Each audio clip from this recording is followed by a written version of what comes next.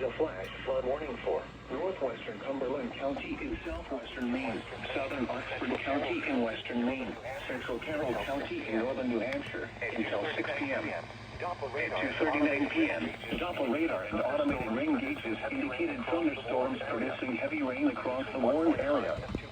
Between 1.5 and 2.5 inches of rain have fallen. Additional rainfall amounts of 1 to 2 inches are possible in the warned area. Flash flooding is ongoing or expected to begin shortly. Hazard: flash flooding caused by thunderstorms. Source: radar and automated gauges. Impact: flash flooding of small creeks and streams, urban areas, highways, streets, and underpasses, as well as other poor drainage and low-lying areas.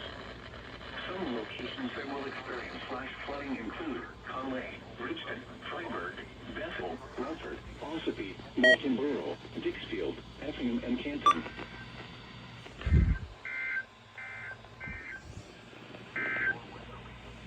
This is another radio station, WNG575, broadcasting on the frequency of 162.525 megahertz from Packwood and Montgomery. The following is a summary of watches, warnings, and advisories in effect for the WNG575.